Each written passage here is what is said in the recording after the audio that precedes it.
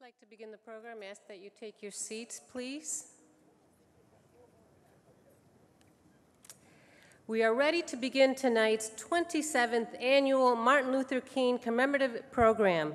My name is Eva Aguirre Cooper, and Community Affairs Directors at Wood TV 8. Once again, it's my honor to be your Mistress of Ceremonies this evening. Tonight's program is a celebration of the life and legacy of Dr. Martin Luther King Jr. We will sing together and celebrate the life of Dr. Martin Luther King. This year's program theme is Inherit the Dream. We'd also like to take a moment to acknowledge the importance of our sponsors. The sponsors have made a significant and public commitment to this evening's commemoration of Dr. King's legacy. You can see their names scrolling on the screen behind me. At this time now, I'd like to welcome to the podium Pastor Dan Oglesby from Living World Christian Center. Pastor Oglesby will open the Dr. Martin Luther King celebration with an invocation.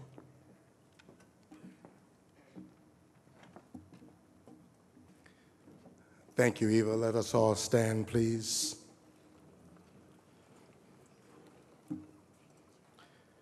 The ultimate measure of a man is not where he stands in moments of comfort and convenience, but where he stands at times of challenge and controversy. Dr. Martin Luther King Jr., the husband, the father, the theologian, the pastor, the visionary, the trailblazer, the leader, and the dreamer. Let us pray. God our Father, we thank you for this historical day. For we, your people, shall rejoice and be glad in it, lest we forget the price of freedom, the change and the price of progress. We thank you for Martin Luther King Jr., your sent messenger of hope and of freedom, and how you have favored us to have this unique privilege to share in real time the prophetic manifestations of this great American dreamer who gave us a dream. Dreams that gave us hope and purpose, dreams that give us the ability to overcome the status quo and the traditions of bigotry and injustice, dreams that appeal to the best in us versus the worst in us, dreams that give light and integrity as we pursue a more perfect union. It is the dream based in the American dream of equality and freedom that brings us here. So, God, today we celebrate this modern-day Moses as our drum major for justice. We thank you, God, for sending this drum major with a heartbeat for justice, one whose syncopated beat and rhythm can best be heard in the face of pain, hurt, poverty, war, death, evil, and inequality. Let the drum beat on for common sense and wisdom from you, God, the Almighty One, to address the inhumanity we are experiencing even in our nation and cities today with the gun violence and the untimely deaths of young and old citizens in our cities and in our country. For in the legacy of Jesus, Moses, and Gandhi, you nurtured this great man of faith, not to revise history, but to be a change agent in pursuit of God's best for all people. So, God, we come tonight to thank you for this modern-day Moses who continues to beat his drum for our nation, this state, and this city. We present our guest speaker, Judge Hatchett, who is gifted and in that legacy. So at this crucial time in our nation's history, today, God, we celebrate him and we celebrate you. We come to you as life giver and sustainer. It is your name that we convene this celebration of your servant as we bask in your grace and providence. We invoke a spirit of love and fellowship and community. We celebrate and give you thanks. In the blessed name of Jesus Christ our Lord, we pray. Amen. Amen.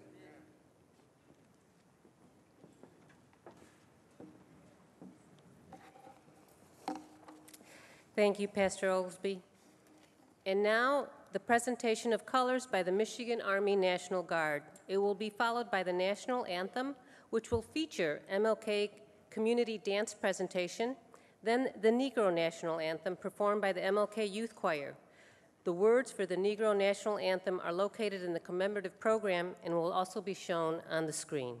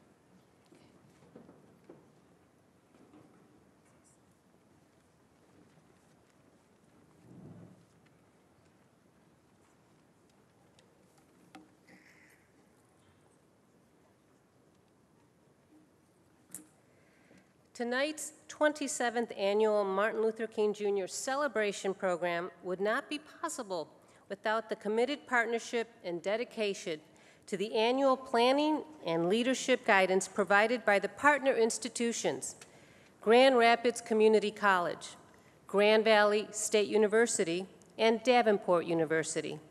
Representing the respective institutions, we will now have the President of GRCC, Dr. Stephen Ender, the Provost and Vice President of Academic Affairs for Grand Valley State University, Dr. Gail Davis, and President of Davenport University, Dr. Richard Pappas. Each please come forward to the podium and deliver your welcome message for the 27th annual program.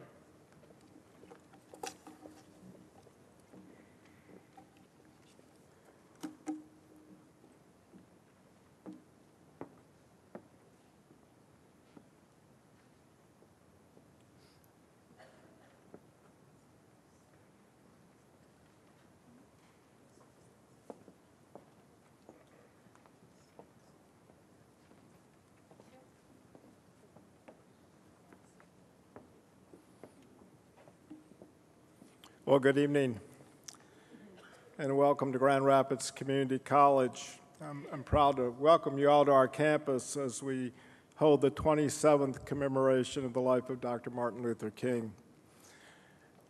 It's been a day of celebration for me and for the college, starting early this morning at Steelcase with the Urban League and their fine program, and then moving on to our field house at noon today, where we welcomed literally hundreds of school children and celebrated with them the legacy of Dr. King.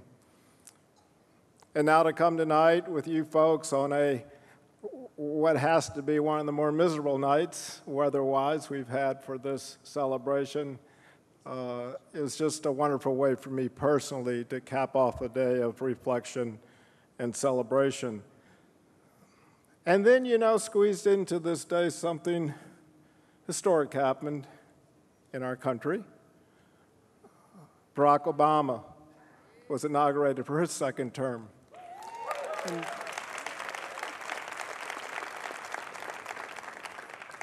you know, and you can have your politics, but when I put them aside, I see with our president a man who is compassionate, who truly does care about people, who truly understands all of the people of this country, and is willing to take great risks as a politician to move this country forward. And I have to believe that Dr. Martin Luther King Jr. would have been very proud of the president that we have today.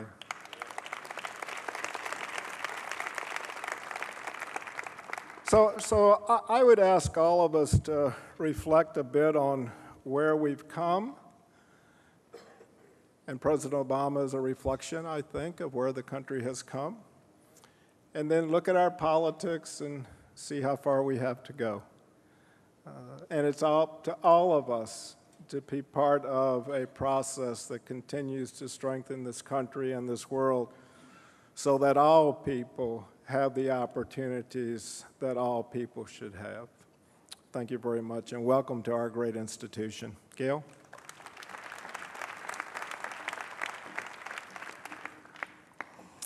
Thank you for inviting me to come tonight to represent Grand Valley State University at this celebration. It is an amazing legacy we celebrate, and I'm really proud to be here. President Haas has an obligation out of the city tonight, and so he sends his warm regards and really wishes he could be here, just because he understands what an important evening this is, and as President Ender was saying, what an important kind of double day we have.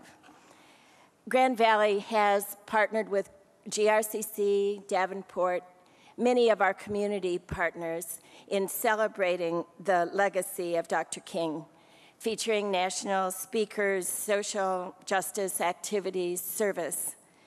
This year's theme at Grand Valley is Shake the World, Empower the Dream, and we hope our students and faculty are all doing just that. Events are scheduled over this entire week. I hear tomorrow is supposed to be even colder, if you can imagine. And at the very end of the week, it will all culminate in a day of service. Earlier today, we had our traditional breakfast on campus as part of this celebration, and we did hold our march in spite of the weather. It was cold.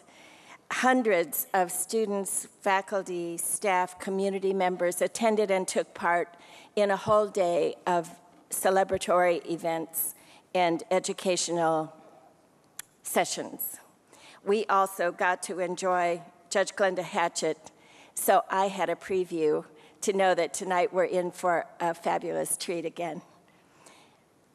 For the first time, Grand Valley, instead of holding a day on, in other words, holding classes and focusing activities on Martin Luther King Jr.'s day and his contributions to our country, we decided for the first time in our history not to hold classes so that students were able to, students and faculty actually, were able to attend all of the events that they could fit into their schedule otherwise. Our campus was open, but we were all celebrating a little bit different from the routine today, and it was lovely. It was really wonderful. Also new this year, Grand Valley will be presenting its first Dr. Martin Luther King Jr. Community Service Award, meant to honor an individual or an organization that best portrays the spirit of Dr. King's teachings and examples. And I just want to say, because she's here in the audience with us tonight, much of this work to improve our celebration and enrich our experiences on our campus are thanks to Dr. Jean Arnold, our Vice President for Inclusion and Equity. Jean, would you wave to the people? I'm sure lots of you know her already. Thank you so much for your leadership in this area. Martin Luther King Jr.'s contributions to our society have had profound impact on all of our campuses across the country. Literally thousands of institutions of higher education have worked to build inclusive, vital learning environments for our students, following Dr. King, who taught us to appreciate and respect the history, culture, and ideas of others. In fact, at Grand Valley, we've adopted a slogan that hangs on banners, on doorways, and light poles across the university. It reads, "An open door where all voices are heard." Let's all keep up this good work of Dr. King. And I really thank you for the opportunity to say hello to you this evening. Thanks.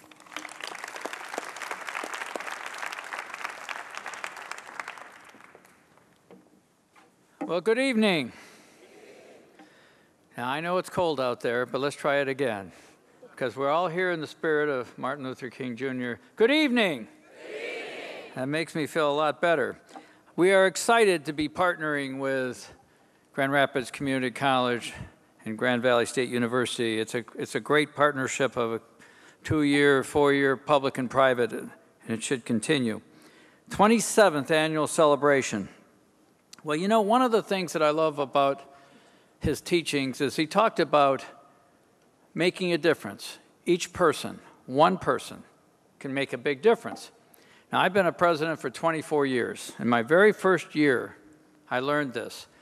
It was in Maryland, and I remember I just knew where the campus was. And I got onto the campus, and I was heading right for the office. That's the only thing I knew. And I got stopped along the way by an adult female student who said, "Excuse me, do you know where registration is?" And I said, "I'm sorry, I don't." And she said, "Do you work here?" And I said, "Yes, I do." And she said, "What do you do?" I said, "I'm the president." She said, "You're the president, and you don't know where registration." I said, "My first day, but I'm going to find out." And I walked her over, true story, I walked her over to where registration was. I must have spent 5 minutes there and wished her well. And about 6 months later, I got a 5-page letter from her, true story, saying what a difference I had made in her life. Now, the truth was, I had only spent 5 minutes, and I didn't think I had made a difference in her life, but she went on to say that she had these major goals, and it taught me that a gentle kindness can have a long-lasting impression. And that's what Dr. King talked about so much, and I was so humbled by that. Well, one of the things we know is that his teachings taught about addressing our nation's most pressing challenges: poverty, economic insecurity, job loss, and most importantly, I will tell you, lack of access to education. And the reason I say this is that we know that generation after generation, what is the one thing that has pulled people out of poverty? Education. Let's say it together. It's not a test. I've given you the answer. What is the one thing that has pulled people out of poverty generation after generation? It is education. This is one of the smartest groups I've ever worked with. Well, I want you to know that Davenport University is committed to inclusion and respect for individuals. And I'm excited to share with you that we created a baseline training for all of our employees, and that over 90% of all employees across the state not only participated, but engaged in this kind of important work. And we're already planning the second stage, which is a more sophisticated understanding of different cultures and how to respect and developing skills.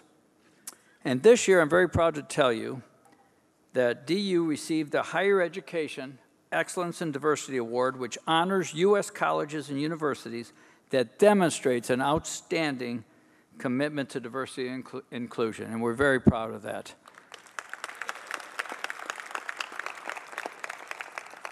Our executive director, Dr. Rayanne Booker, has been in charge of really leading the way for us, and I will tell you that we know we've come a long way, but we have a long way to go. The work is not done. His work is not done. So what I'm going to say in conclusion is, I want to thank you for you doing what you do. Your being here is an important statement that you care about this, and you care about the driving of inclusion and diversity and equity forward. So we are very, very proud to be a partner. We walked today in bitter cold. It was the longest walk of my career. But I thank you so much, and again, we're pleased to be partners.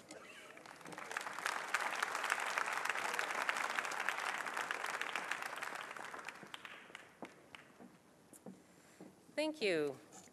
And now to get us going with some music, Food for the Soul, we will now have the MLK Youth Choir perform for us, which will be followed by a video presentation highlighting some of our past history.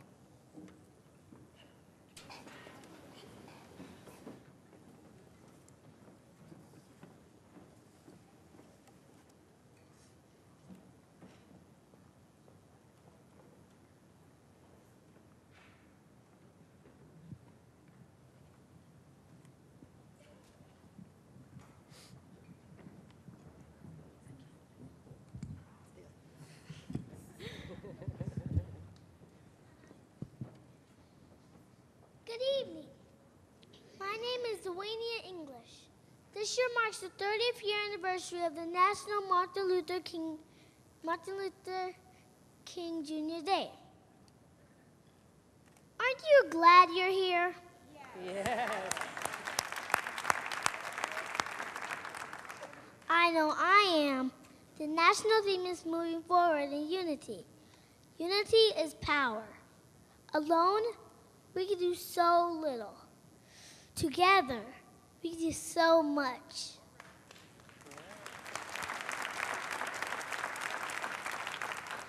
And let me tell you something. If we don't work together, it's over. My name is Dwaynia English, and I approve this message.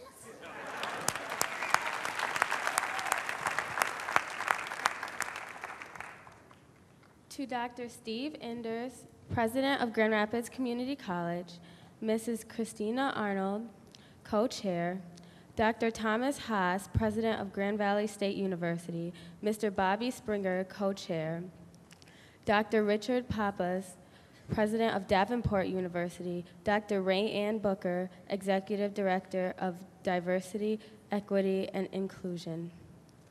The 2013 Martin Luther King Jr. Celebration Student Choir is under the direction of Miss Rhonda Clark and Miss Veronica Williams.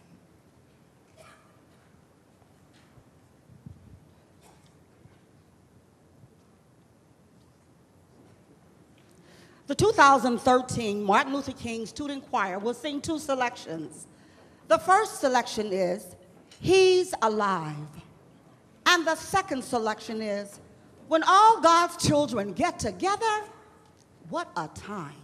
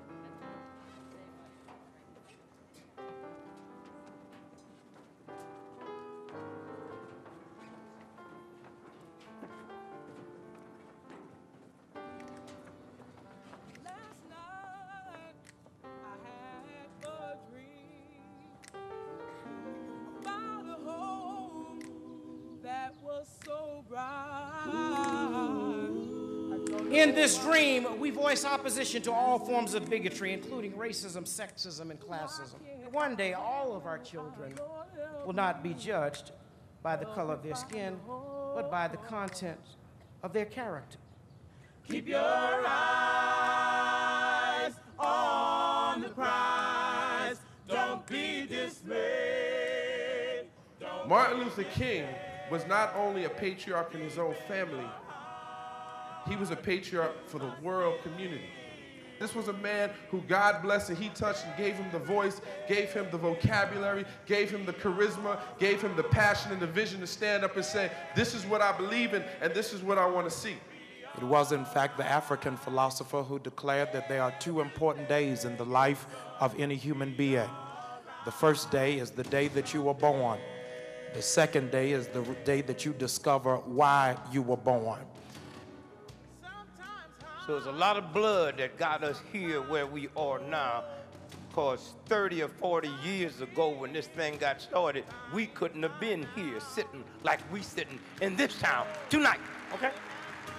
So we are, as the great poet laureate of Illinois taught us, Gwendolyn Brooks, we are each other's keeper.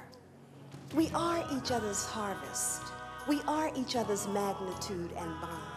We are responsible for one another. Understand that we all must turn that mirror around and determine what role we play in this game to make ourselves better. Because here's the reality. We are, for better or for worse, tied to each other. But it is so important to have that dream, to have that thing that pushes you on frequently when the road gets tough. And sometimes that's the only thing that will pull you through. So when we talk about the victories of the civil rights movement, we have to acknowledge that these are our victories, and we can shape our own philosophies if we act together in pursuit of justice. We have all these children who don't know what happened. How can they appreciate the power of education if they think it comes with no cost? And you know that there's so much work to be done in modern America. If we truly are to say that we are a country where we understand the hope that the dark past has taught us. Americans of all colors, we have made tremendous progress. So that if I close my eyes in 1960 and then open them here in 2010, I might actually believe that what I see are the signs of full inclusion, but I ask the question, is it an illusion? If you do nothing, nothing changes for ourselves or for the generations that come after us. And if we don't know that we, in this room, were the ones who did it, we won't know that we can do it again. And that's when the other side wins. You begin with the protest, but you have to move on from there. Out of protest, you have to move on to another stage. We are at one of those turning points in history where we need revolution. And revolution means reinventing our culture.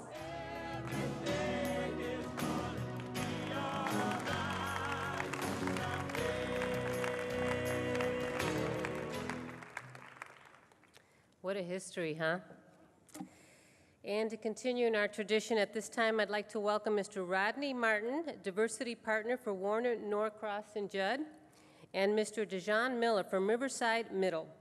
Mr. Rodney Martin represents our sponsor, Warner, Norcross, and Judd. Each year, Warner holds an essay contest with the Grand Rapids Public Schools. Mr. Martin is here to introduce this year's winning essay contest, who will then read his winning essay.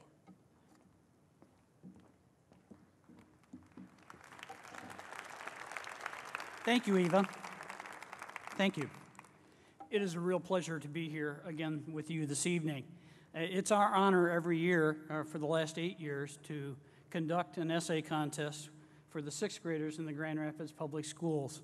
It's a wonderful experience for us in the law firm. It takes us back and it teaches us a lot. This year we had over 250 essays submitted by 6th graders, and they were read by over 40 attorneys and staff members of our firm. Every essay must have been read at least 10 times. And so these young children have had a big impact on us. I can tell you that this year, the essays were better than any year before. And that's a truthful statement. It's been coming, I've been hearing that from everybody in the firm. And I can tell you that I have great excitement in introducing tonight's winner to you. But before I do that, I want to recognize, if they are in the audience, we had 21 students who received honorable mention awards this year. And if you are a recipient of an honorable mention award, could you stand up, please?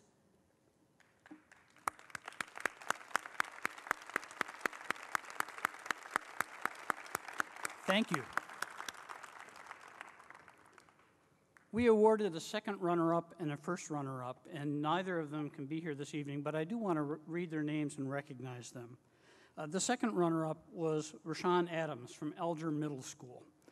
And the first runner-up was Tyvon Williams from Riverside Middle School. But tonight, I'm going to introduce to you Dejan Miller, who is from Riverside Middle School. And I know, this being a very enlightened citizenry, you all read the Grand Rapids Press yesterday. But in case you didn't, I brought a copy of the editorial page with me. Because this year's winner's editorial was the guest opinion editor on the editorial page, the opinion page of the Grand Rapids Press. How cool is that, huh?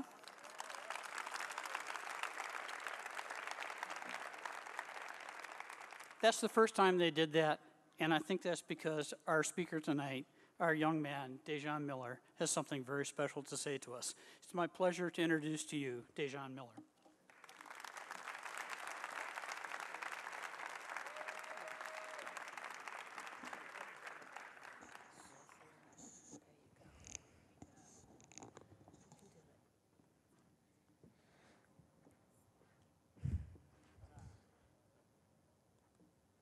Dr. King was a hero and a role model to me almost my whole life. I respect that during his life, he was insulted and didn't say anything back. He was beaten, stabbed, and jailed around 30 times, and he never thought of suing or hitting anyone. If that would have been me, I would do anything I could to get back at them. I guess nonviolence is one of the many traits it takes to be a hero. Heroes also need to be helpful, have great ideas, and they need to put others before themselves. My personal role model is Mr. Cook, my 4th grade teacher. He was a very nice man and a good teacher too. He inspired me to do a program to help other students. I had lots of fun doing it, and I learned about myself along the way. During school time, he paired me up with some struggling students who needed help with math. I understand math pretty well, so I could help them with their homework and class assignments. I also helped him during electives and at Loop after school. He taught me more than just school subjects. He taught all of us the way we treat others is just as important as what we learn in books. One of the strategies he taught me on how to control my anger was that when people try to fight me, I should close my eyes and count to 3. When I opened my eyes, I was supposed to be calm enough to say, I won't fight. The first time I tried that, I got punched in the stomach. On the flip side, the kid trying to fight me got suspended, and I got to stay in school. It turned out Mr. Cook's trick did some good since I didn't get in any trouble at all. The sad thing is that my hero is no longer here. Mr. Cook passed away last year. When I heard that, it made me want to honor his memory and be a better person. Now I try to remember what Mr. Cook taught me and control my anger even more. I have fought anybody since 4th grade. He taught me lots of stuff, but that was the most important thing, to control my anger. Heroes are against violence. Heroes make great leaders and teachers, and heroes always find themselves in the role of helping others. I guess both Dr. King have the qualities that make great heroes. There are lots of outstanding role models in the world, and I'm happy to have known Mr. Cook as one of those many great role models.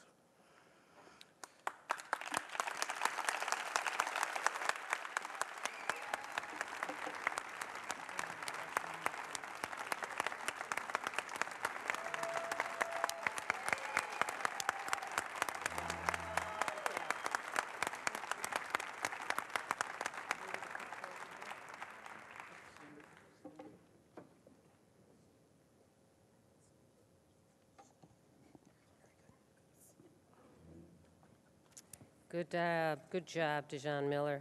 You know, I had an opportunity to interview him today. He did a good job, great job. Not only writing a great essay, but he did a good job with the camera and the microphone in his face. You have a future there, young man. Good job. We will now see a brief video of some of the past MLK scholarships. This will be followed by Ms. Chris Arnold of GRCC, Mr. Bobby Springer of Grand Valley State University, and Dr. Rayanne Booker of Davenport University, who will present the 2013-2014 Scholarship Award recipients.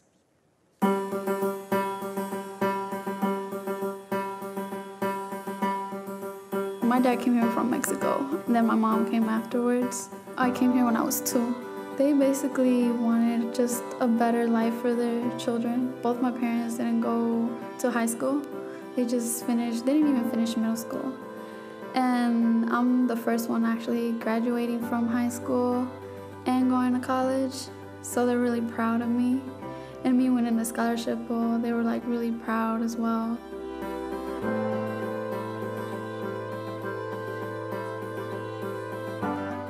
My parents are supportive. My parents are pretty much the ones that introduced us to the scholarship or told us about the scholarship. My dad tells me how it's important to go to college, and my mom, she pretty much was college day one, because how the economy is, she just basically kept telling us that if you don't have a college degree in this world, you don't work. It was pretty much go to college or still live with her. So.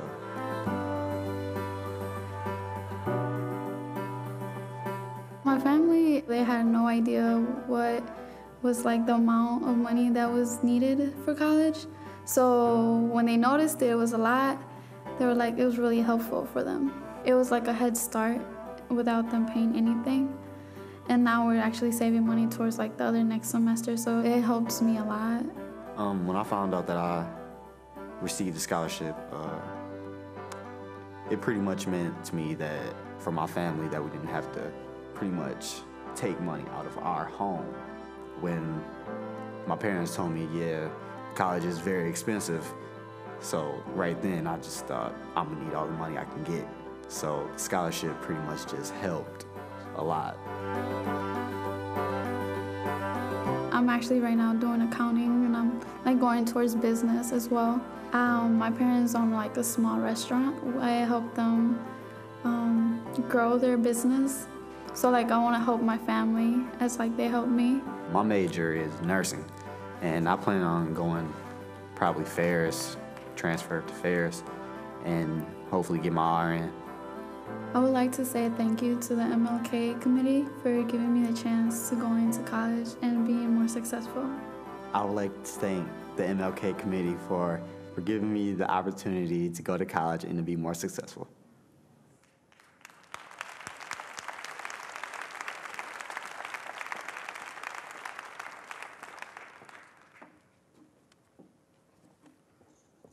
Good evening. As President Obama said earlier today, America's possibilities are limitless, for we possess all the qualities that this world without boundaries demands: youth and drive, diversity and openness, an endless capacity for risk, and a gift for reinvention. Now more than ever, we must do these things together as one nation and one people. The Martin Luther King Inherit the Dream scholarships we award annually are in support of youth and diversity and in recognition of our shared destinies. Since 1990, the ML King Scholarship Committee has awarded over 36 scholarships to students pursuing higher education at Grand Rapids Community College, Grand Valley State University, and Davenport University. This evening, I'm pleased to present the 2013-14 scholarship recipients for GRCC, and unfortunately, I think the weather may have held them up, but I will let you know who they are. We have Vanessa Marzarios, and she's a student at Union, and she will be attending GRCC in the fall, and she will be going into the nursing program. And Maria Tagello, and Maria is a student at Ottawa, and she will be pursuing accounting.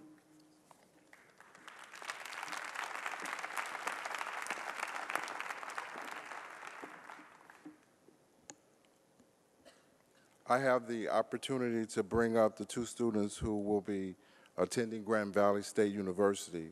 But before I bring them up, I would like to share with you that both students are will be the first to go to college in their families. And we heard earlier about the importance of education. Myself, I am the first one to go to college in my family. One of the students had this to say in their essay: "My parents have not let me down." I want to say that one more time. My parents have not let me down, so I will not let them down. And that's a promise. I'm going to let them come up and introduce themselves at this time.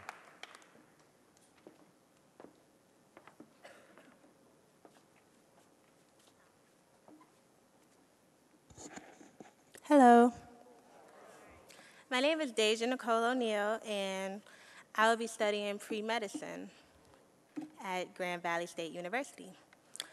So they wanted me to say why I'm thankful, or what I'm thankful for. And I would like to say that I'm thankful for my family that's here for, today. They're here to support me. They've always been there to support me. And I'm really grateful for that. So I say thank you to all my family that's here today to support me. Thank you so much.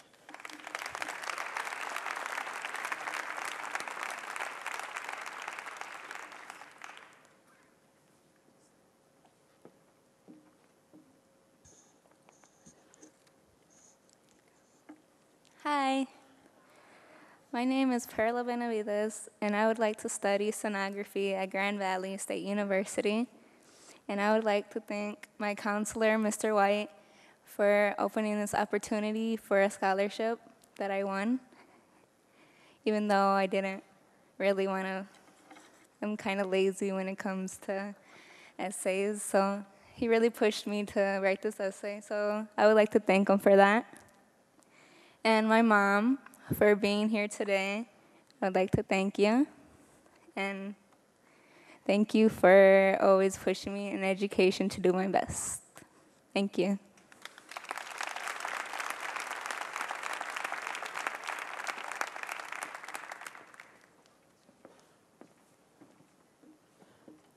Good evening, everyone. At Davenport University, we feel honored to serve a strong, diverse, traditional age student population and adult learners, both of which enrich our academic community. And we look forward to experiencing how both of our distinguished recipients will positively impact our university through their leadership.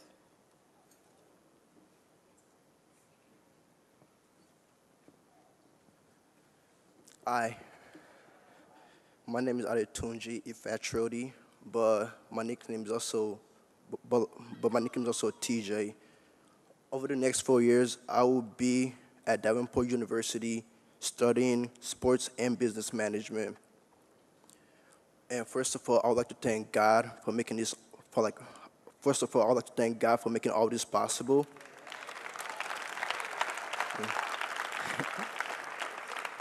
I would also like to thank my family, Mr. Carl Warfield and Coach Chris Hughes, for all the love and support towards me. I would also like to say a big thanks to the MLK and Davenport University committee for letting me inherit a dream. Thank you.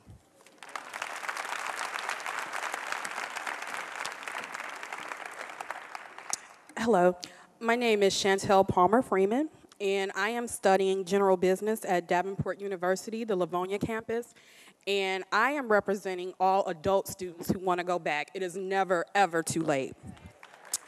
I would like to thank the scholarship committee. I would like to thank my husband and my mother for their continued support. Thank you all.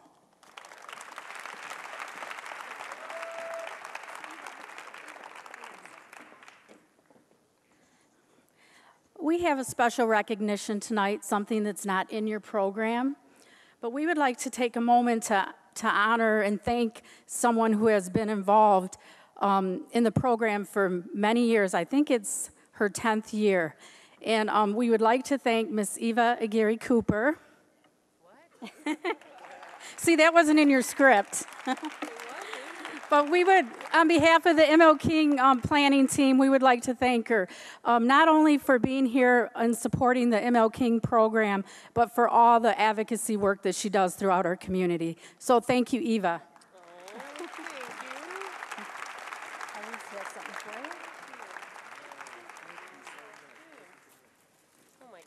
She also gets to take these beautiful flowers from Eastern Floral home with her, too. I'll keep them under here.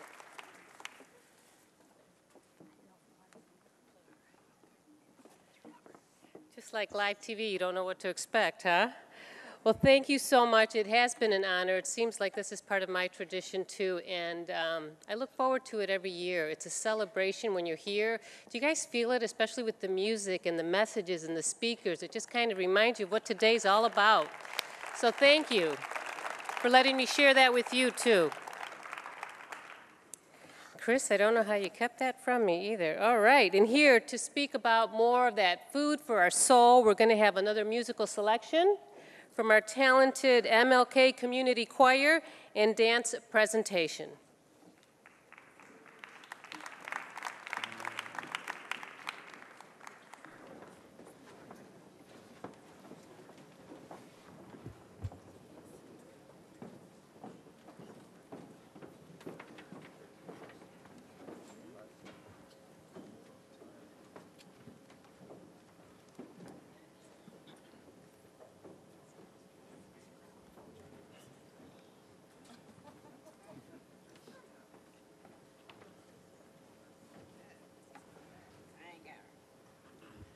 Hey man, how are you doing today? Tonight? Good. We're going to just, Dr. King was a preacher, so we're going to have just a little bit of church if you don't mind.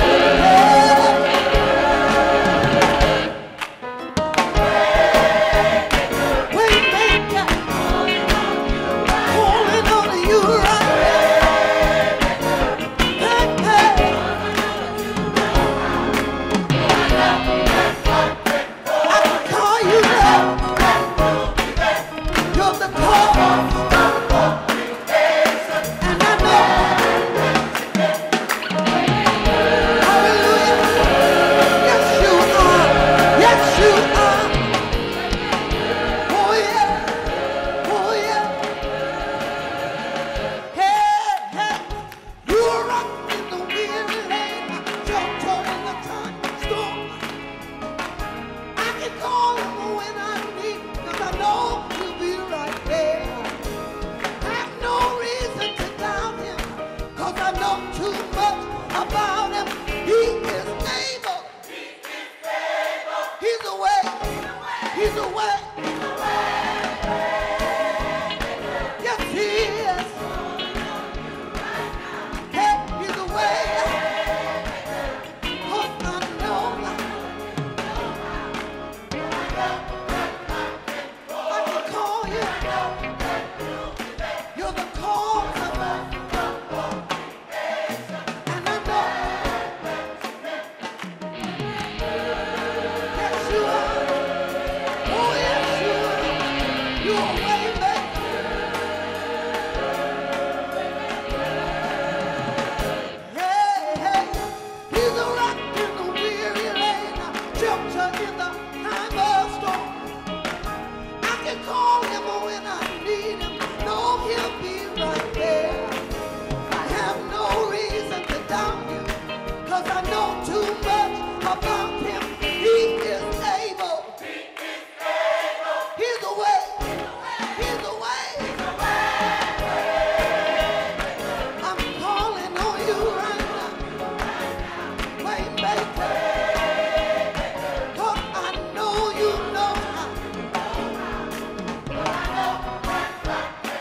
And I know you're the cause of it. And I know he's the way. Yes, he is. Yes, he is. Yes. Oh, yes. Hallelujah. If he's ever done anything for you, you can put your hands together.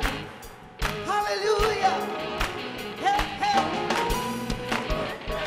He's a way maker. He's a way maker. He's a way maker. He's a way maker. He's a burden bearer. He's a heavy load shaker. He's a way out of nowhere. Oh yeah, hey. How do you know that he's a way maker? What have he done for you? Did he bring you out without one doubt? Did he save your soul? Did he make you whole? He's a way maker. He's a way maker. He's a way maker. He's a way maker. He's a way maker. He made ways out of no ways. He's a way maker. He's a way maker. How do you know he's a way maker? What has he done for you? Did he bring you out without a doubt? Did he save your soul? Did he make you whole? Hey. He's a way maker. He's a way maker. He'll make ways for you. He'll make ways for me. He's a way maker. Way maker. Way maker. Way maker. Way maker. Way maker.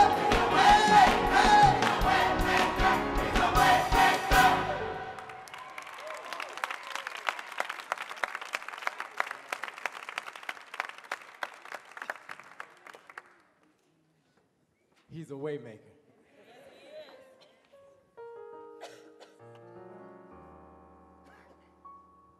Richard M. Nixon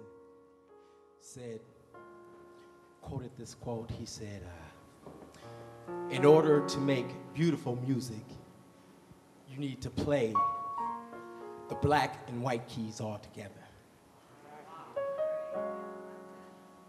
With that being said,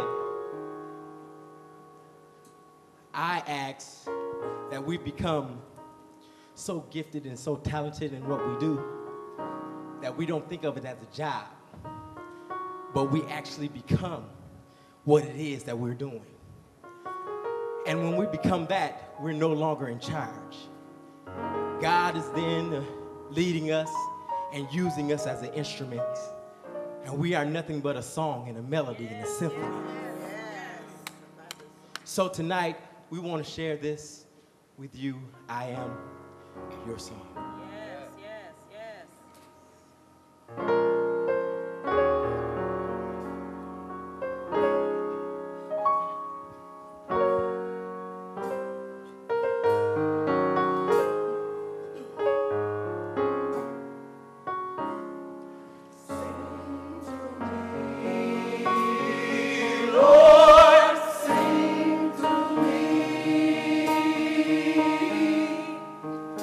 Your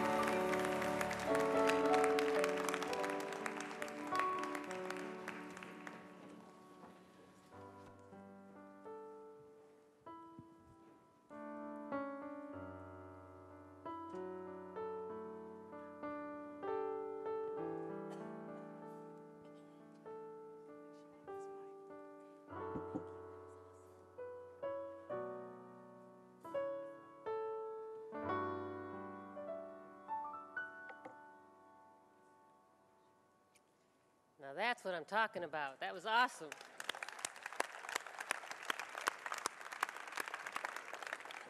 Wow. Okay, at this time, I'd like to welcome Ms. Larissa Hollingsworth McKissick to come forward, attorney at law, who will introduce this evening's keynote speaker.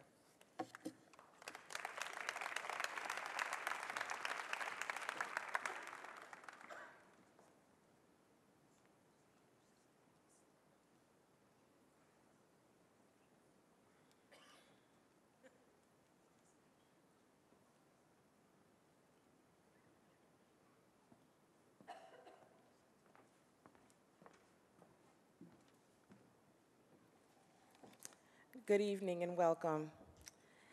As a fellow woman, attorney, mother, African American, and most importantly, a member and lover of humanity, I am more than honored to introduce tonight's special guest, Judge Glenda Hatchett, a woman whose life and legacy is a derivative work of Dr. King's. Well, I'm sure most of you know Judge Hatchett for her Emmy-nominated syndicated television show. Her accomplishments include much more. She was the first ever African-American presiding judge in a Georgia state court, leading one of the largest juvenile systems in our country. She worked as the highest-ranking African-American woman for Delta Airlines, working throughout Europe, Asia, and the United States. And she has been recognized as one of the 100 best and brightest women in corporate America. As an experienced corporate attorney turned judge, Judge Hatchett, in the same spirit of Dr. King, has used her profession to build a platform not for self-exaltation, but for service. Her intervention work with troubled youth can be especially appreciated here in Grand Rapids, where we have been bombarded recently with news of senseless and tragic life taken at the hands of gun violence and its equally destructive relative, the systematic incarceration of youth. To this problem, Judge Hatchett has heeded the instruction given by Dr. King in his infamous I Have a Dream speech, where he instructed those who had been enlightened and inspired by the dream to go back and inspire someone still in despair.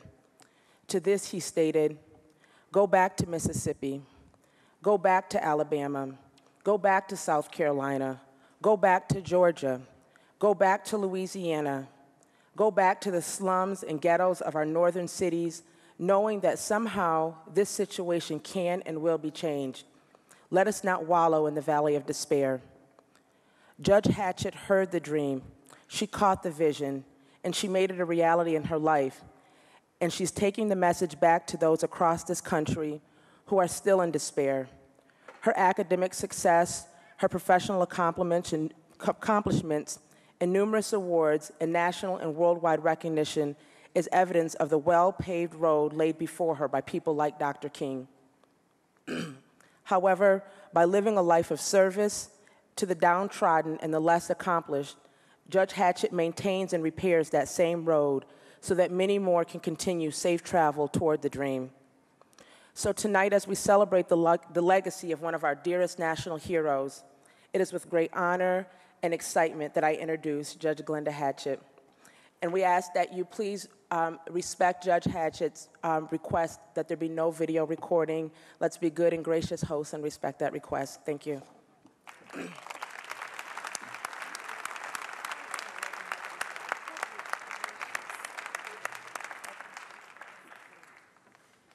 Facing the rising sun of a new day begun. Let us march on and on and on and on and on. I got the other mic. Is that what you're trying to tell me? Either one. Either one. All right, when I get to walking, I'm going to use this one for a minute first. What an honor it is to be here, but before I do anything further, my sister attorney, that was such a warm and gracious introduction, and I thank you for that. I mean, that touched my heart. It really touched my heart, and so I am thrilled to be in Grand Rapids celebrating the life of Dr. Martin Luther King. this evening. I've been here all day in the 9-degree weather, but we're gonna heat it up in here tonight. And you have braved the elements to be here in this place. And I am going to do everything in my power to make it worth your while. And I want you to leave here feeling like it was worth your effort to be in here tonight as we celebrate. And so let me begin by thanking our host institutions, Grand Rapids Community College, the president there, the provost at Grand Valley State University, and to the president of Davenport University. I love this consortium of coming together, not for the first time, but coming together for years as we celebrate the 27th annual Dr. Martin Luther King Jr. celebration. And for where I come from, we call that shouting news. And so I bring you greetings from Atlanta, Georgia today, and I am just so excited. I've started my day over at the Grand Valley State University earlier today with students and faculty and community leaders, and so I am so happy to be in a forum tonight as we celebrate the accomplishments of our children. I have to say that. And so I just give you great kudos for having the children's choir here tonight, for having the children perform, for the essay winner, congratulations, for the scholarship winners, congratulations for all of our performers, young and old, congratulations. I grew up in the church choir. Now, honey, let me tell you, I was about to hop on back there. You know, I was thinking, I've been in every kind of choir, the church choir, every choir my mama knew about, my daddy knew about. I was in the church choir, the chorus in elementary school. We didn't have middle school, high school. I sang in the choir in college. You know, I mean, I know good music when I hear good music now. I mean, that was working. Y'all gonna sing again before we leave tonight? Oh, good. All right, good. I love that. I love good music before I get up and sing. It just kind of gets me going. But it's tough following this act tonight because y'all have had some really wonderful folk. And so to you, to the co-chairs, Springer, Mr. Springer and Ms. Arnold, I just thank you for all the work, and to your committee members for making this possible. And Bobby has not only been working, he has been driving me around all day long, bless his heart, and will be driving me around all day tomorrow, bless his heart. So thank you. Can you hear me if I use this mic?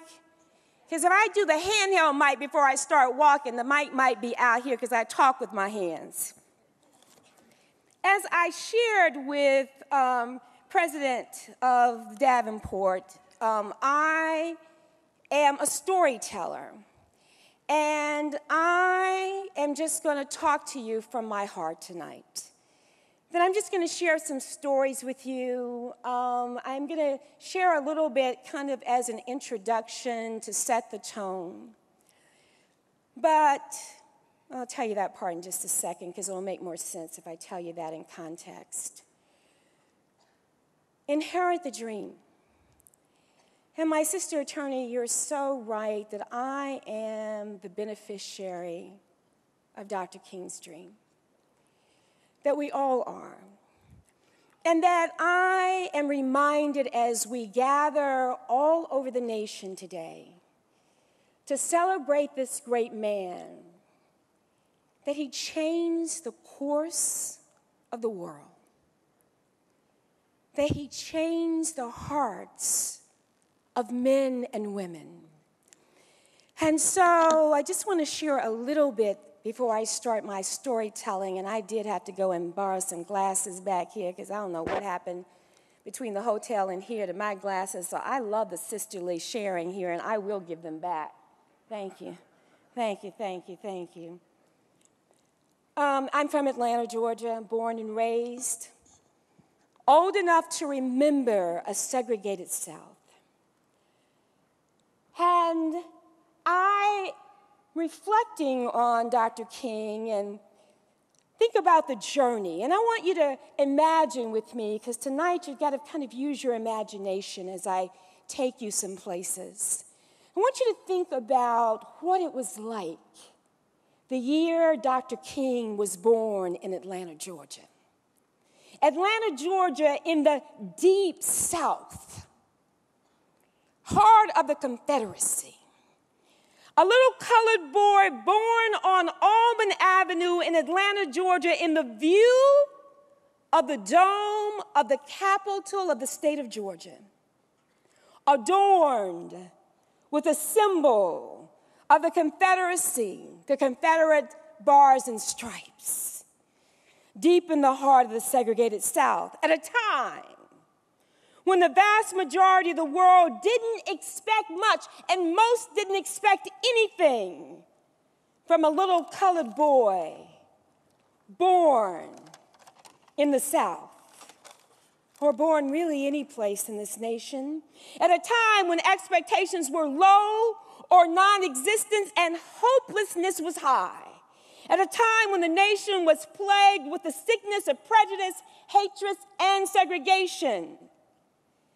And the majority of the world may have had low expectations of a little boy born, who was born really named Micah, and whose father changed his name and changed his son's name to Martin Luther.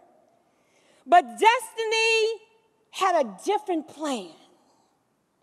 It saw it differently. And destiny set this little colored boy out on a path that would lead him on a mission of mercy and a marvelous outcome. Who could have known? But in the divine order of things, this little colored boy was born into the world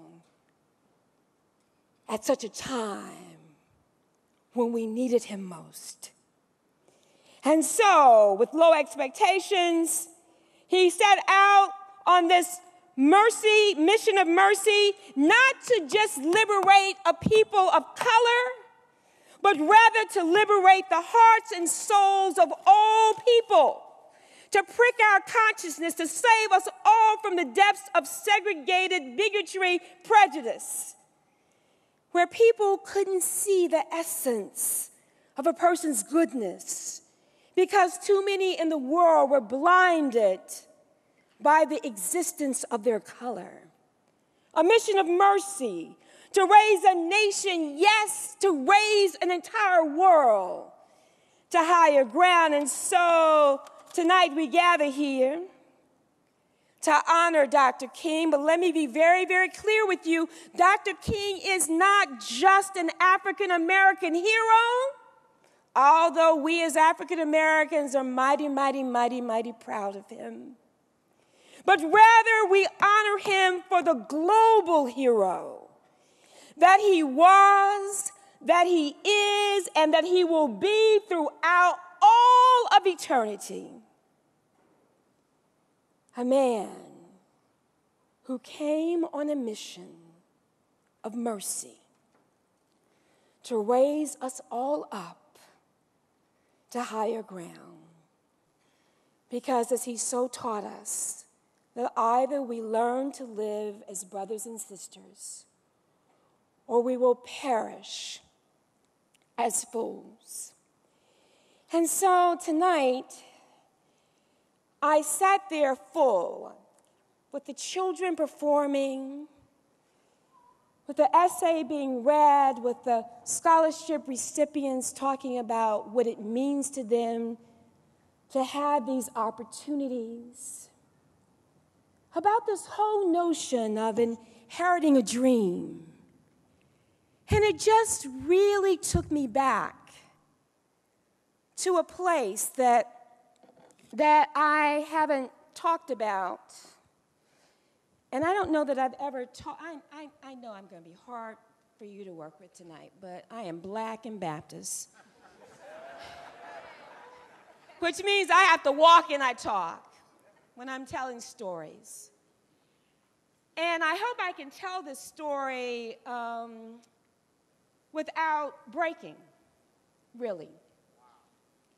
Because, Bobby, I hadn't thought about it in a long time, and you were the one who told me just to tell the stories. But I want to tell you this story to help you understand that I know that I stand here in your presence tonight, and I am honored to be invited here, to be here with you tonight. Because I stand on the shoulders of mighty, mighty, mighty generations. I don't get it twisted. Millions of people have seen me on TV all throughout the world, but I know that I am here at this place, at this time in the history of the universe by divine design and because of God's grace and His mercy and because a whole lot of folk, Madam Trustee, prayed for me to be able to be here. And that I am a living manifestation of the dream. I don't get it twisted. If it were not for my ancestors slaving in the heat of the Georgia and South Carolina sun, for my mother to scrub floors to put herself through college, for my dad to work until 2 or 3 o'clock at night, waiting tables at a progressive all-white club and walking sometimes as many as 6 miles back to campus to put himself through college. My grandmother didn't have a high school education. One didn't have a high school education, another one went to Spelman, but they both were domestics all their lives. But they sacrificed because they believed at a time when we as a nation, and I'm not just talking about people of color, but that we would move to higher ground. And so I am the beneficiary of that dream that really started before Martin. Let's be clear.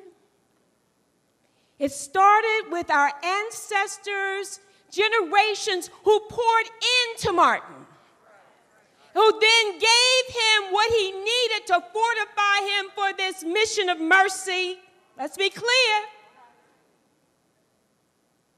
It was people of generations who built the foundation for him to stand on, for him to be there. And so the story that I hadn't thought about in years as I was moved by the music, I remember the day that I was in a store in Florence, South Carolina.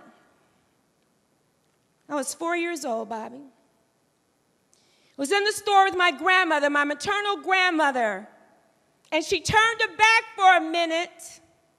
Guess I was 5. I turned 5 that May. It was that summer. I was 5 years old. Florence, South Carolina. She turned her back for a minute, and there was a colored sign and a white sign on the water fountain. And I ran over, must have been 4, ran over because I knew how to spell colored, because that's where we could go and drink water. Sad commentary to be 4 and know what colored stood for. But that's how you survived. You went and you drank out of the colored fountain. But I was curious. I wanted to know if the white water tasted differently. And so I went up those little steps, and had the little steps on the side of the fountain, and I tiptoed over, and 2 little boys, white boys, knocked me down. And my grandmother grabbed me up, and I was crying, and she heard me, and she ran over, and she grabbed me up, and she rushed me out to the car, and she fussed at me. And I'm like, why didn't you get them? I wasn't say that to her, but that's what I was thinking, like, why didn't you go get them? And so the beauty of it was that I had parents who taught me that being a little colored girl was a blessing and not a curse.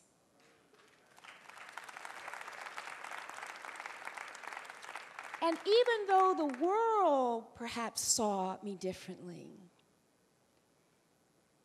in time, I would be the beneficiary of that dream that King talked about. Already was. But it would be manifested in time. And so fast forward now, I'm out of law school. I have my first job as the first black clerk of a federal black judge in the Deep South. He was the first black judge appointed to the federal bench, and I got to work for him first. Now watch this. He had been the plaintiff in the case that desegregated. I'm going to do a history lesson tonight. The case that desegregated the University of Georgia. He had been the first plaintiff to go to apply to the University of Law School, Georgia Law School, and he was denied entrance into the law school. In the courtroom by Judge Murphy. He then gets denied, goes on to Northwestern, comes back, starts practicing law. He is one of the attorneys on the case that then represented Charlene Hunter and Hamilton Holmes that ultimately integrated the University of Georgia.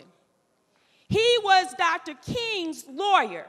So I used to hear stories when I was his law clerk about when he was a young lawyer, when he would go and get Dr. King out of jail. When he was arrested, he would go and post bond for him. Horace T. Ward, young people, that is part of your history. So now when he gets to be a federal judge, I get to go to work for him. Tell me I am not a direct descendant in the line of the dream. I don't get it twisted. I know that I am the beneficiary, but let me show you how this works. I am this young lawyer. I am so excited. I am sitting there in the courtroom that day.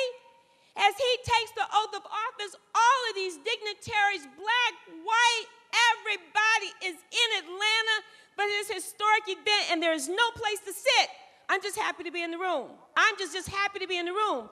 He beckons and he says, take the chair in the jury box. There was one seat in the jury box. I had a front row seat to history. As I saw him put his hand on the Bible, raise his right hand to take the office. I guess it's, yeah, right hand? Okay. I've done this. I should know this, right? In the same courtroom, physically the same courtroom where Judge Murphy had denied him entrance into the university years and years and years ago. Arc of justice may bend slowly, but it will bend in the direction of righteousness. Fast forward again. Now this is from the water fountain story. Y'all follow me?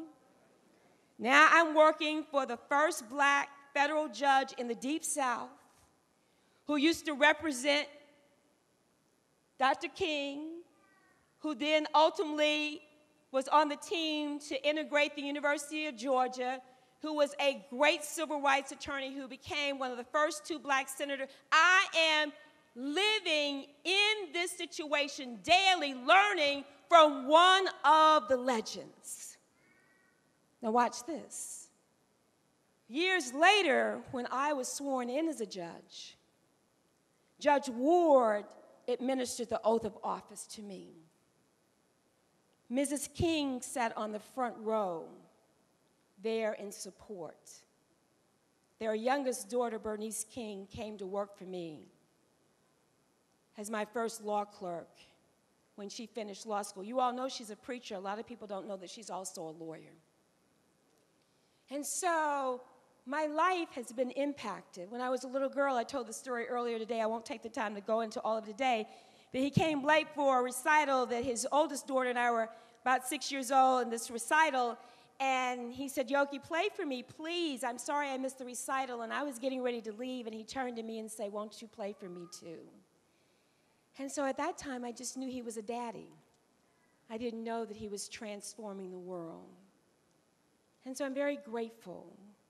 I'm very, very grateful. But what does that have to do? Why all these personal stories to come to tell you tonight because it's not my story. It's your story. It's each of your stories. It's your story, it's your story, it's your story, it's your story. It is our story. And so I shared some stats. I'm going to share a few of them with you tonight. Because so often people come and ask me, well, you know, what would Dr. King think about the situation today? Well, he would be very troubled that children are being gunned down in school and that people can't sit in a movie theater without being killed and that there are wars raging all over the world and poverty is gripping us and that every day at least 8 children somewhere in this nation, according to the Children's Defense Fund, die directly as a result of poverty. A child ought not die of poverty in the richest nation on the face of the globe.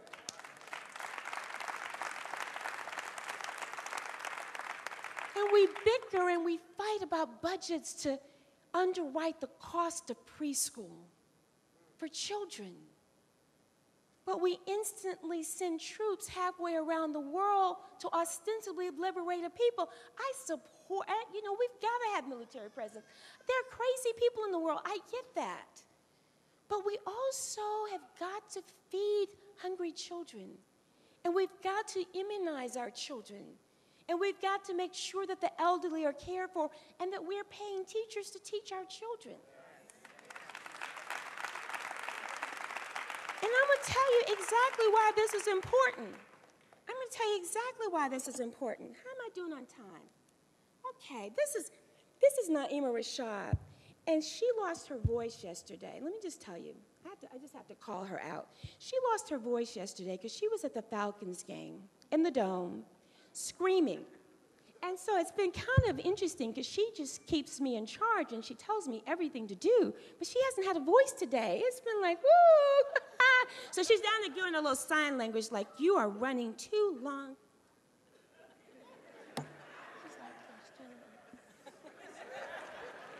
And I go, huh? What you saying? I know she can't talk. It's just great. No, I'm just joking. No, she's wonderful, and we were both at the game, and last week I didn't have a voice, so thank goodness I have the voice this week, and I'm able to talk, because if we both were able to talk, Bobby would just have had a fit. He was like, okay, Judge, you were supposed to be here speaking, not yelling at the football game yesterday, which we sadly lost, but we're not going to talk about that, right? Let's move right on. Okay, so I want to tell you a little bit about the concern I have for education. And now that I've borrowed the glasses, I can actually read these to you. In Michigan, the cost to educate a child for a year is $10,373, right? But let me tell you, 4th graders, get this now, the percentage of 4th graders who can't read on 4th grade level is 69%. And 65% can't do math on 4th grade level. That's a problem. Now, you think it gets better when they get to 8th grade? By the time they get to 8th grade, reading is just fractionally better, but math is now 69.2% of them cannot read. Do math, I'm sorry, on 8th grade level, and 68% cannot read on 8th grade level. But let me tell you what's happening, and this is not just peculiar to Michigan. This is a problem all over our nation. We have got to figure out how we invest on the front end so that we are not paying what I call backstop, and children get in courts like mine. And so we have got to figure out what we do, and that is a part of what I believe that King talked about when he talked about the beloved community. Like, what does that mean? What does that look like? I mean, we have got to dream, I believe, with our eyes wide open if we're talking about building a stronger nation. And so when I talk about investing in education, I talk so much about our children are all we have in which to build a new generation of men and women. And if we don't invest in them now, what are we leaving?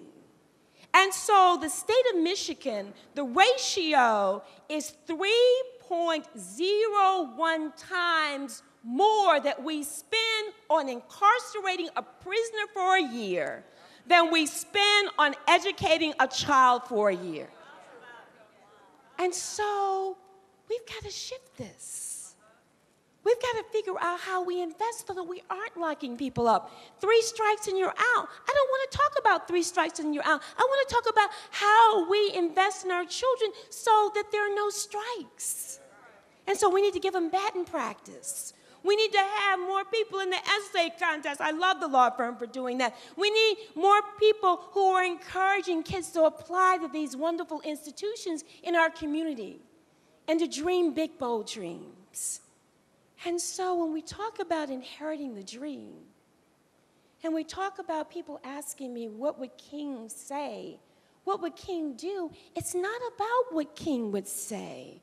It's not about what King would do. It is about what are we prepared to do here and now in a way that will live on beyond our lifetime. We can make a difference. There is power in the potential that is among us. And so my sisters and brothers, and I say sisters and brothers, and I use that a very liberal term, because you're all my sisters and brothers, without regard to race or culture or religion, where you come from. I don't care what your zip code is. We are all in this together. And I told the students earlier today, Mr. President and Madam Provost, that we have got to really turn this conversation around and not talk about tolerating each other, but rather we've got to figure out how we try to bridge so that we can understand each other. I mean, that's really what it's about. If I am going to really be connected with you, then I have got to seek to understand you and to appreciate the fact that you're different. And through your differences, if I am open, I can learn from you. You can teach me. I can grow. And I can see the wonderful things that you bring to this magnificent tapestry. Think about it. That's what this is. It's a magnificent tapestry that everybody brings their own little creative piece of your soul, of your essence, of your talents, in a way that if we're willing to be able to be open and to share, then we really are gaining from it. And so I'm thankful tonight that I am the beneficiary of Dr. King's dream. But it's not enough for me to just inherit it. I have got to be the caretaker for it. I've got to do something with it. I've got to be able to build something and do something with purpose and passion here and now that will live on beyond my lifetime. And that's the question. What are we willing to do? Everybody can't mentor. I get that. Some folks don't need to mentor. Some folks just need to write a check. Some people don't have the patience. Let's call it like it is now. Everybody don't have the patience to mentor. But, maybe you can write a check so that that child can go to the Y this summer. Write a check for a mom and daddy who don't have a checkbook so he can be running bases playing softball this summer rather than running drugs for some drug dealer. Let's keep it real. And so what are we prepared to do? Your daughter is taking piano lessons. Maybe Sister Jones's granddaughter at the church needs to get some piano lessons too, because her mama can't do the piano lessons, and we don't know maybe where the daddy is right now. Let's keep that real too.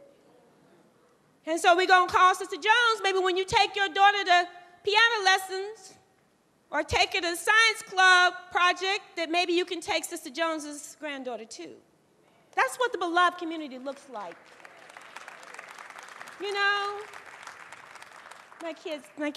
My kids, Lord, they like, Lord have mercy. My children, you know, they have gone to more shelters and done more community service and worked on more habitat projects than they probably want to remember. That's good. That's good. You got to lift as you climb. That's what I tell them. So that's why I want you to tell your children. We're all in this together. Make them clean out their closets. I'm getting practical now. Kids, so there's some kids who need some stuff that your children aren't using. Let your children help you so that they can see that they're giving back and making a difference. One quick thing, and then I'm going to tell you another story, and I promise I'm not going to be here all night because, you know, I am Black and Baptist, and we can't go long. And I know it's cold outside, and people need to go home. Tomorrow's a school day. But one of the challenges that I want to leave you with, and Bobby, this is a challenge that I really want the community, and I hope the community will embrace after I'm gone, is that I want us to encourage our children to dream big dreams. We're talking about the dreamer. We're talking about Dr. King and dreams. I want to encourage our children to dream big, bold dreams. And so the challenge tonight to all of us who have children is that I want you to go this week, and between now and the weekend, before the weekend is over, I want you to do 3 things, real simple. Ask your children, what is your dream for your life? What's your dream for your life? Number 2, write it in big letters on a piece of paper. If they're old enough, let them do it themselves. And this is the third part, it's the part I love. And then you're going to post it on the ceiling. Why? Because I want it to be the first thing they see every morning when they wake up. And I want it to be the last thing they see every night when they close their eyes. Why? Because see, I'm a mama before I was a judge. I know that children who focus on their dreams are less likely to get in trouble. They're more likely to set goals, and they're more likely to attain them. And so, whatever it is, I got some kids in the audience. Tell me what your dream is. I need 2 to tell me what their dream is. What's your dream? And be what? What do you want to do? Like, if you could be anything in the world, what would you do? No, yeah, okay, you don't know yet. Who else? Come on. Tell me, just shout it out. What would you do? Psychologist, somebody else, shout it out. Journalism, politics, judge. Oh, I love that answer. Doctor, what? Designer, nurse. You hear that? Y'all hear those dreams? Nobody said I wanted to be a thug.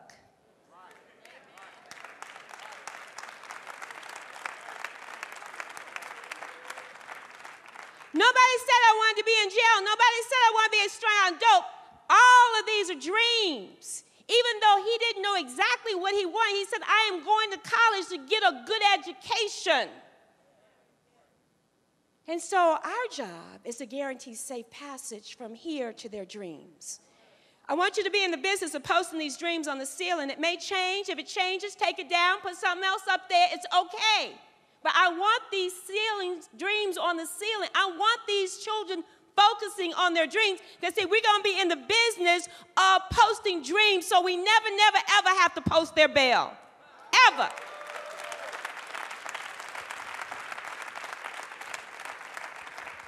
I promise you, this is the last story. I know it's like you have really been hanging in here with me. You know, usually I run back and forth here, but since you were sitting in the chair, I was being very gracious and didn't run over you tonight. I hope you appreciate that. Okay, good. Last story, and I promise I'm finished. Oh, it's over here. When I was going to read a little bit. Can I just read a little bit of the speech that we don't focus in on enough? We focus in on I Have a Dream speech. We talk about the mountaintops and let freedom ring, and we all know that line so well. Can I read you a couple of lines that I would like for you to remember that aren't quite as famous in the speech, and then I'm going to tell my story, and I promise I'm staying down. I'm just taking little pieces of it. I have a dream that one day every valley shall be exalted. Every hill and mountain shall be made low. The rough places will be made plain, and the crooked places will be made straight. And oh, and that left me, and it's not coming back. Let's see, hold it. I have this new iPhone, and it's just not working. All right, so I'm just going to tell my story. While you find it again for me, please. I just got this new gadget, and it's just driving me crazy. I hit the wrong button. All right, so much for that point that I was getting ready to read. I had to go get some glasses just to read it, and now I hit the wrong button. So the story I want to tell you is the Sunday before I was going away to college. And maybe we just won't bother with it, Naima. It's running late. I'm running late anyway. Sunday before I was leaving to go to college, I am a member of the same church that my parents married and joined right after they got married and settled in Atlanta. My mom's from, as I told you, from Florence, South Carolina. My dad from a small place in Georgia. They met in graduate school at Atlanta University and fell in love, got married. It's a wonderful love story. And it was a very small congregation, and everybody knew everybody. I mean, you know, I'd been in that church all my life, and I sure wasn't going to tell my mom and daddy that I was going to skip church the Sunday before I was leaving to go to college. I mean, that wasn't going to even fly. I didn't even try that one. And so after church was over that Sunday, Mother Odessa Duncan came up to me. And for my white brothers and sisters in the audience, Mother's Board, she's a member of the Mother's Board, and that is the group of elders, the elder women in the Black Baptist Southern Church, who are revered and honored, and they know everybody's business. That's the other thing. Y'all know that's true. Y'all have Southern roots. Y'all know that's true. And Mother Odessa Duncan came up to me at the end of the service with one of those handkerchiefs. See, I can do this. They had red embroidered red rose. I don't care if you're black or white or East Indian or South Asian Pacific. Everybody knows about those white handkerchiefs with the red rose embroidered in the corner, right? Everybody had an aunt, grandmama, everybody had. You've all seen them. And she took this handkerchief and she knotted in each one of the four corners a silver $50. Madam Attorney, each of the four corners. And she took that handkerchief and she folded it up and she reached for my hand. And she took it and she put it in the palm of my hand and she pressed my fingers tight with her hand on top of it. And she looked me in the eye and she said, "Baby, I can't go where you're going. But baby, you run on." In that handkerchief, 4 silver $50. $2 by monetary standards. But in that handkerchief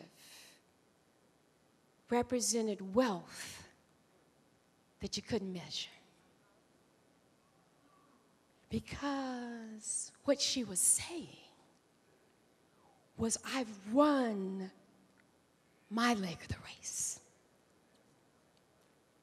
I've run the good race.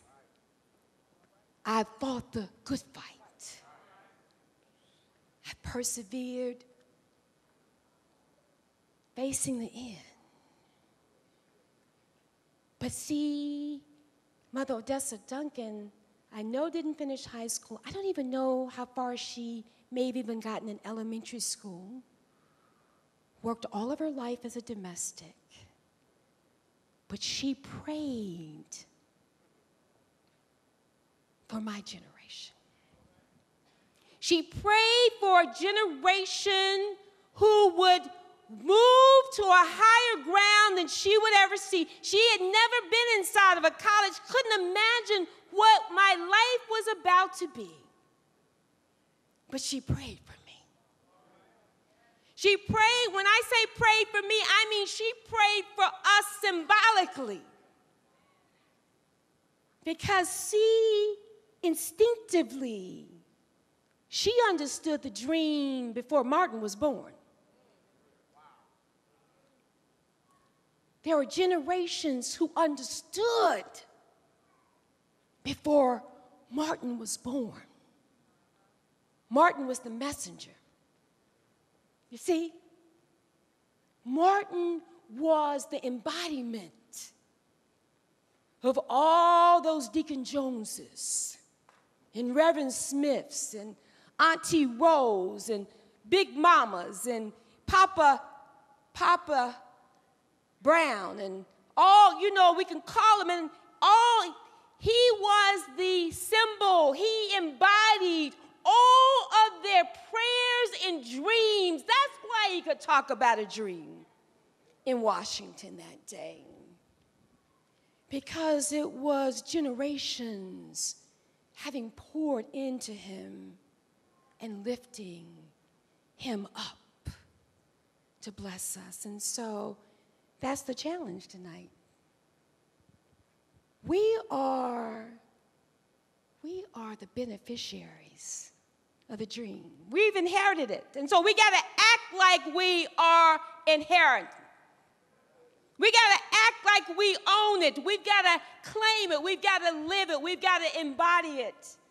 And then we've got to run our leg of the race. And then when it's our time to pass the baton, that we do it with grace. We do it with determination. We do it with dignity, and we do it with purpose, leaving the world in a better place than we got it. And so, facing the rising sun, I'm going to quote my grandmama's favorite song, you know, walk together, children, and don't you get weary. Run on and see what the end will be. Facing the rising sun of a new day begun, let us march on and on and on and on and on and on. I thank God for Dr. Martin Luther King. Let us act like we are beneficiaries of the dream. Thank you.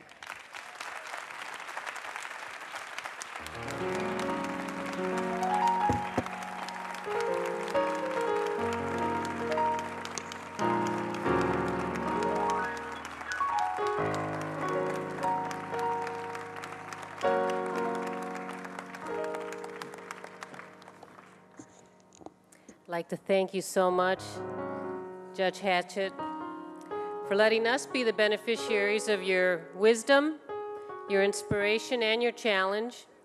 We really appreciate you sharing this evening with us tonight. For those of you interested, Judge Hatchett will be signing books in the back here tonight if you're interested in one of her books. I encourage you all to really be careful driving home tonight. Let's be patient and get home safe. Thank you for coming in celebration tonight. Have a good night.